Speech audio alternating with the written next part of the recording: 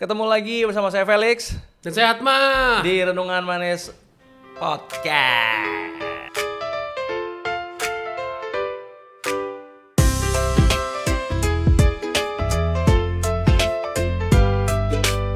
Dan lanjut lagi, kita masih di suasana Natal, makin dekat Natalnya gitu ya. Dalam apa yang kita obrolin dari kemarin tentang Natal gitu. Dan setuju gak sih Mak, kita lanjut aja ya Mak langsung ya. Bahwa apa yang Tuhan Yesus kerjakan nih, kelahiran yang kita rayakan hari-hari ini di Natal ini gitu ya, bahwa dia lahir kan untuk sesuatu waktu yang terbatas secara kacamata dunia. 33 tahun setengah kurang lebih ya, 33 tahun kurang lebihnya. Nah, untuk mengerjakan yang terbatas itu, bahwa ia mengerjakan demi sesuatu yang kekal. Nah, sedangkan kalau ngomongin kacamata kita di manusia ini ya, bahwa seringkali malah kita mengorbankan yang kekal demi yang sementara. Atma gimana ngeliatnya gitu? Itu hal yang menarik sih, bahwa orang Indonesia kan mayoritas beragama. Ya. Dan rata-rata tipikal orang beragama pengen ngapain sih? Pengen masuk surga, which is basically hidup kekal lah ya. Artinya mereka mengusahakan segala sesuatu yang ada di dunia, setelah mereka dunia mengerjakan untuk mendapatkan kekekalan tersebut. Walaupun itu sebenarnya ide yang aneh gak sih?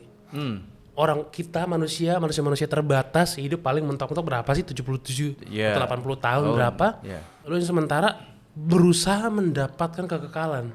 Lu bisa bayangin gak sih Bang, ini ada gelas segini nih, berusaha menampung air segalon. Ya gak bisa. Stupid gitu. Gak bisa, benar. Jadi itu sesuatu yang aneh gitu. Dan gak akan bisa. Tapi justru di sisi lain, apa yang kita dapat dari Injil, dari Alkitab kita, justru sebaliknya gitu loh. Bahwa si yang kekal yang datang untuk menghampiri kita yang sementara ini. Bahkan dia rela untuk mengambil kesementaraan tersebut gitu loh. Untuk dia pakai. Artinya apa? Karena kita yang terbatas nggak bisa menggapai kekalan. Kekalan ya. Ya kekal itu datang untuk ngasih signifikansi buat kita. Betul. Jadi artinya gini. Ketika yang kekal itu si Tuhan Yesus datang ke dunia dan datang dalam kesementaraan, yang sementara jadi punya nilai kekal. Dan karena kita dalam Yesus, sang kekal itu sendiri, sekarang everything we do, everything we experience, setiap momen hidup kita, jadi bukan lagi signifikansinya sementara. Betul. Semua signifikansinya kekal. Berarti kan sebenarnya kita masih punya kesadaran bahwa dalam kesederhanaan kita, keseharian kita di dunia ini berbicara di kekekalan. Jadi kita harus ganti justru sebenarnya lensa kita. Natal itu harusnya mengganti lensa kita, bahwa lensa kita nggak boleh pakai lensa sementara lagi, harus pakai lensa kekekalan, gitu loh. Karena kita sekarang di dalam kekekalan, hidup kita di dunia pun ini sementara itu harus dilihat dalam kekekalan. Sementara dilihat kekekalan gimana maksudnya Mak? Sorry. Jadi umur hidup kita kan setelah kita nanti meninggal kan kita bukan hilang kan? Iya. Tetap hidup bersama Tuhan. Iya. Nah itu cuman bayangin ada penggaris 30 cm. Itu kekekalan lah. Ya kita cuman lagi menghidupi yang 10 cm-nya. Itu tetap bagian dari kekal itu. Oke. Itu yang ngubah perspektif kita dan ngangkat nilai hidup kita. Maksud gue apa? Apa kaitannya sama hidup sehari-hari? Lo tau gak sih Bang, zaman sekarang banyak orang yang ngerasa hidupnya gak ada maknanya lagi. Banyak banget. Apalagi ketika berbandingin sama orang lain. Iya. Generasi Alpha juga banyak banget yang ngalamin itu. Millennials pun banyak ya. Jadi dan isunya kebanyakan apa sih Bang? Rasa kosong, rasa hidup gak berharga. We remember back then salah satu pesan yang mungkin luar biasa sering diulang oleh almarhum Bang Radit. You are loved, you are precious di mata Tuhan. Karena emang anak muda struggle-nya itu gitu. Ketidakberhargaan dirinya. But if we actually understand apa yang Yesus kerjakan, bahwa kita sekarang dalam Yesus, gak ada lagi istilah itu. Betul. Gue bercanda gue sampai bersin lu aja berharga. Sampai di titik itu gitu loh. Bahwa karena lu sekarang hidup udah bukan lagi dalam perspektif sementara. Tapi kekekalan. Everything we do itu punya signifikansi kekekalan. Gak bakal dilupakan, gak bakal hilang oleh zaman gitu. Jadi itu ngasih signifikansi. Betul. Nah, tapi dalam perjalanannya setuju nggak sih Mak, sebenarnya bahwa kehilangan apa yang Yesus kerjakan kan menghadirkan sebenarnya identitas yang baru buat kita kan. Yes. Nah sedangkan itu yang suka kerjaannya iblis kan mencuri, membunuh, membinasakan kan. Dan itu yang terus dicuri, dibunuh, dibinasain kan. Identitas kita di dalam Kristus itu kan.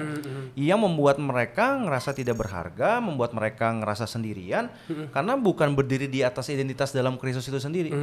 Notice something nggak Bang di Alkitab itu cara kerjanya Tuhan sama iblis tuh punya pattern. Iblis selalu arahnya yang immediate, yang langsung. Tuhan yang long term. Ya kayak contoh di taman itu aja. Enak kan kelihatannya pohonnya gitu loh. Yang langsung lihat mata. Dan kalau itu kita bawa ke dalam skema tadi, kan basically itu juga soal kesementaraan sama soal kekekalan. Lu lebih milih yang sementara atau lebih milih yang kekal? Dan itu juga cara iblis menurut gua. I truly believe this. Semakin kita ngelihat hidup dalam kerangka sementara, akan jadi semakin stres. Lu bayangin deh Bang. Misalkan lu berpikir bahwa hidup tuh cuma 1 hari. Kesusahan sehari bakal jadi stres banget gak sih? Iyalah, orang cuma habis ini udah, habis ini gak ada lagi. Ini udah gak ada lagi kan. Tapi lu tahu bahwa hidup lu akan selama 1 tahun. Yang banyak sakitnya di 1 hari. Gak bakal terlalu berasa. Ya enggak biasa gitu aja. Itu yang menurut gue juga sering terjadi di lapangan. Karena kita didik bahkan dengan TikTok ya. Short video 1 menit, 1 menit 30 detik. Makanya kan Renungan Manis bikin yang 1 menitan juga kan. Iya. Tapi in a way juga kan ada dampaknya bahwa kita kayak dipaksa untuk berpikir pendek. Mau yang cepat instan, lawakan aja sekarang harus instan gitu. Itu in a way juga membuat kita jadi cara kita hidup juga kayak gitu. Bahwa penderitaan dilihat dari kerangka 1 menit. Nyiksa lah Bang gitu. Penderitaan dilihat dari kerangka 1 menit kayak gue pengen cepat keluar. Jadi sesuatu yang akhirnya I don't know ya. Itu mungkin cara kerja iblis juga gitu loh. Ya pastilah ya. Iya. Bahwa making everything dari kerangka yang pendek, baik itu ketika penderitaan. Ketika penderitaan di dalam kesementaraan, apa goalnya? Pengen cepat-cepat selesai. Biasanya akhirnya cari alternatif jalan pintas. Narkoba misalkan. Pengen dapat kesenangan. Yang cara pintas. Apa? Korup maybe. Cinta, pengen yang cepet, yang instan, free sex. Jadi kerangka-kerangka ini juga sebetulnya bisa dilihat dari itu terjadinya. Because modern people sekarang ngelihat hidup semua dalam kerangka yang pendek. Nah, berarti kan nih ada tadi yang dibilang modern people. Berarti kan setuju nggak sih Mas sebenarnya pergeseran ini pun berjalan beriringan dengan perkembangan teknologi, modernisasi itu. Iya itu ya contoh ya konkret aja. Anda pikir kita tidak akan kena dampak apa-apa dengan nonton video yang 1 menit doang 1 menit? Ada pasti ada dampaknya kok. Attention span kita jadi turun betul. Drastis. Orang jadi ADHD semua. Betul. Lo kan udah punya anak Bang. Berasa kalau anak lo jadi nggak bisa fokus gitu? Berasa lah. Gue aja berasa. Ini contoh konkret gue berasa ya Bang. Waktu kecil gue main PS tuh bisa 4 jam. Oh iya dong. Karena kan game-game gue cerita ya story gitu kan. Ngikutin ceritanya gue bacain. Sekarang gue gak kuat loh sumpah. Kayak sejam mesti berhenti. Itu bukan bawaan umur tapi enggak ya? Bukan. Kalau baca buku gue bisa. Kalau kayak game itu kayak gue pengen kayak ada pengaruhnya lah, ada cepat. Karena baca buku aja gue mesti paksa supaya stay. Iya. Karena kayak benar. pengen berubah kayak, gitu. Udah. Nah itu pasti ada efeknya kemana-mana gitu loh.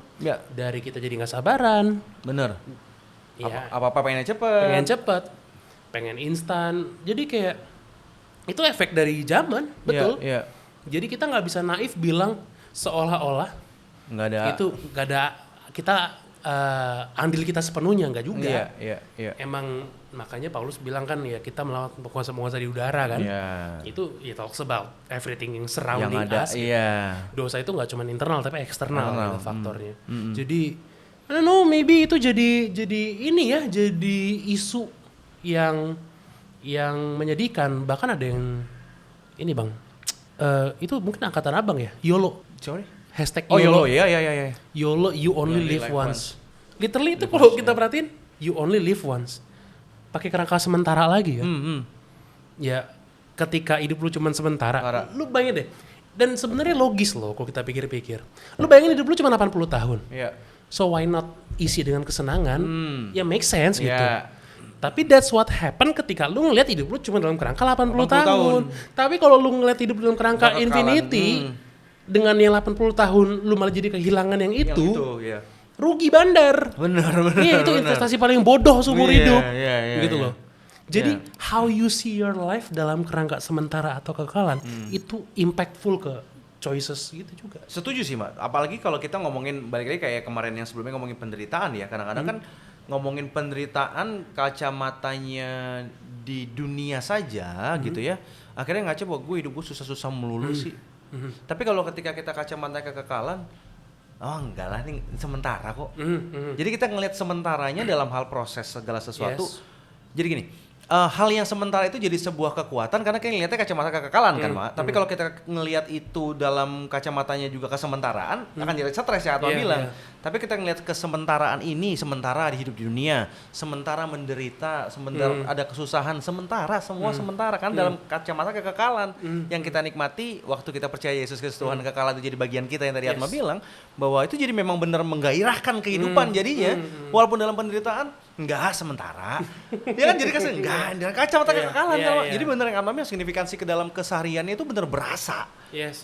Kalau ketika orang ngelihat itu dalam kekekalan kacamata. Apalagi kalau kita emang ngomong soal sakit, pain segala macam. Abang notice gak?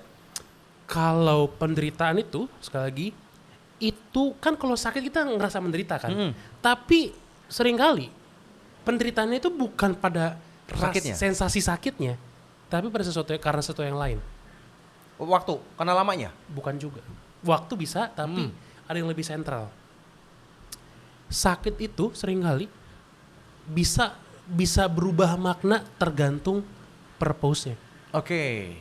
Abang bisa bedain nggak sensasi sakit yang dirasakan ketika kita kepleset naik motor sama sensasi sakit yang dirasakan seorang ibu ketika melahirkan anak? Ya. Totally different. Ya. Yang satu sakitnya jadi hal yang disyukuri bahkan mungkin. Iya. Karena ada purpose-nya. Iya. Ada yang dilahirkan sesuatu. Iya. Justru itu jadi momen paling indah mungkin bagi seorang ibu. Bahwa this child of mine, suicidal, kan proses banget. Dengan effort dan sekarang gue ngeliat indahnya justru makin cinta itu jadi luar biasa. Bandingin sama ya lo keplesetnya naik motor kayak gak ada reason. Bener. Now, artinya kan sebenarnya rasa sakit pun sering kali menderitanya karena ada reason atau enggak. Betul loh. Dan reason, let's be honest, dalam kesementaraan we cannot find anything kayak reason gitu. Bener. Sementara kok. Bener. Ya udah, kalau terjadilah gitu. Bener. Nih keinget istriku tuh, Mak. Ini kan baru beberapa waktu lalu mulai training lagi, fitness lagi tuh kan. Latihan pertama semangat banget sampai akhirnya besoknya sakit kan tuh semua kan. Iya. Tapi dia bilang ini udah nggak mau fitness lagi, sakit banget 3 hari sampai nggak bisa ngapa-ngapain saking sakitnya semuanya gitu kan. Tapi sekarang bisa dibilang rajin banget dia sekarang. Tapi kan tahu ada tujuan ya, Mas. Sakitnya itu untuk ngelenturin semuanya supaya bisa lebih lancar lagi, bahkan lebih kuat untuk nanganin beban yang lebih besar dan lain-lainnya. Setuju banget sih, Mbak. Memang ketika kita memandang sebuah kesakitan, penderitaan atau proses apapun itu, ketika kita nggak punya tujuan, makanya tambah dalam. Ke belakang makin stres, makin nggak punya daya. Tapi kita lihat dalam kacamata ada purpose-nya ke depan. Yang kacamata lagi ngomong kekekalan pula di situ, akhirnya ada kekuatan untuk menghadapinya, ngelewatin kan? Ya kalau kita nggak ngerasa sesuatu yang perlu kita lakukan itu penting, ya ngapain dilakukan kan? Dan ketika kepentingannya levelnya skala kekekalan, it becomes totally different. Ketika kita ngeliat diri kita sendiri berharga dalam kacamata kesementaraan, kekekalan pun akan hasilnya berbeda. Bakal bring joy yang beda juga. Bener. Ketika ngeliat dalam kerangka sementara, ya joy-nya mungkin akan dikategorikan dalam konteks itu tadi. Kesenangan-kesenangan yang immediate, yang bisa segera dinikmati sekarang. Tapi ketika kita berbicara dalam lensa, maka itu kata kunci yang penting, lensa. Makanya kan Paulus bilang pembauran akal budi. Metanoia itu kan sebenarnya mindset, cara pikir. Yang paling utama diubah ketika kita bertobat, bukan serta-merta langsung tindakannya, bukan langsung kata-katanya, tapi how we think, how we see the world gitu. Dan jujur aja kita banyak orang Kristen yang masih miss di sisi itu. Betul, masih kurang betul, di sisi itu. betul. Tapi setuju sih, Mak. Aku berubah mungkin kalau ngomongin secara keseharian ya, dalam konteks keseharian ya. Aku tuh gini, Mak. Aku tuh suka makan gorengan sehari tuh gila banget sama gorengan. Aku gila gorengan, gila pedes. Itu bener-bener yang sehari nggak mungkin nggak pedes, sehari mungkin nggak gorengan. Iya. Itu kalau misalnya zaman dulu mungkin beli 20.000 gorengan sehari habis sendiri. Sekali makan. Apalagi kalau dari risol sama tahu isi. Aduh, udah nggak ada yang lawan. Udah nggak ada yang lawan. Tiba-tiba sakit kan, Mak? Tiba-tiba sakit, terus waktu itu momen nggak boleh makan gorengan, nggak boleh makan nggak boleh makan pedes di momen itu. Ya setuju perubahan cara pikir ketika ngelihat sebuah gorengan bukan jadi sesuatu yang nikmat lagi di momen itu. Yes. Cara pikir oh enggak, ini malah ngerusak gua, nah gua makanya malah tambah sakit nanti ke depan. Iya. Walaupun sekarang lagi makan lagi dikit-dikit gitu, tapi maksudnya kan ada batasnya. Tapi mau cara kita melihatnya itu akhirnya berubah. Turun waktu itu turun 12 kilo, Mak. Wow. 10-12 kilo gara-gara nggak makan gorengan, nggak nyentuh manis, nggak nyentuh sambel. Karena kalau makan sambel kan bawaannya pengen nafsu makan lagi. Jadi udah nggak makan gitu-gitu, di momen itu turun 12 kilo ngerasa lebih sehat. Ngerasa lebih sehat. Nah sekarang kan sambil training dan sambil apa juga ya udah dinaikin lagi berat badannya. Makan juga ada beberapa tapi udah ada ketaker. Tapi cara kita memandang ini jadi bukan sesuatu yang gue pengen makan, pokoknya gue suka. Yes. Immediately sekarang gue harus kerjain. Gitu kan kayak tadi ngomong kan. Makan sekarang. Yang seperti Atma bilang, enggak, ngelihatnya bahwa ini cara pandang yang berubah. Enggak, ini enggak sehat buat lo, Lex. Nah, sama halnya ketika kita ngeliat sesuatu itu juga kan, makanya tadi Atma bilang, cara memandang sesuatu. Pembeda paling sentral seorang Kristen dan bukan harusnya itu kan. Pola pikir gitu. Pola pikir. Ini siapa ya? Om Gilbert kayaknya deh. Om Gilbert Lumoino pernah bikin analogi kayak gini. Bedanya orang Kristen sama orang non-Kristen itu seringkali bukan di respon pertamanya. Tapi di respon berikutnya.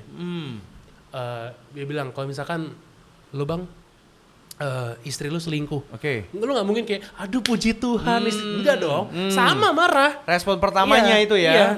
Lu sebagai suami Kristen sama orang yang suami non Kristen reaksinya sama. Iya. Tapi after that yang berbeda kan. Jadi how you show love sekarang masih dikuasai orang, mungkin yang ini langsung immediately langsung dendam segala macam. Jadi itu yang paling membedakan kita gitu loh. Karena mindset ini nunjukin apa yang terjadi berikutnya gitu loh. Yang benar-benar membedakan kita dari kualitas, dari how we behave dan bahkan sampai akhir nanti kehidupan kekal kita juga akan beda. Dan itu yang I think ya, sebelum kita bahkan buru-buru memperbaiki soal perilaku, memperbaiki soal tindakan yang spesifik ABC, itu dulu. Mindset. Apakah kita melihat dengan lensa yang sementara? Atau yang kekal? Ya. Mantep deh. Dan ini jadi pembicaraan Natalan ini ya. Natalannya teman-teman ngelihatnya dalam kacamata apa nih? Kesementaraan atau dalam kekekalan, dan berharap itu yang jadi cara pandang kita, cara pikir kita melihat segala sesuatu dalam kacamata kekekalan karena dia mengerjakannya juga. Kalau sementara kita buru-buru diskon kan sementara soalnya kan. Oh iya benar. Jadi pengen habisin cepetan, duit habis banyak. Kalau kekal kamu ntar aja, masih panjang kok. Masih ada Natal tahun depan. Slow aja. Oke deh, itu aja teman-teman, sampai ketemu minggu depan. Bye.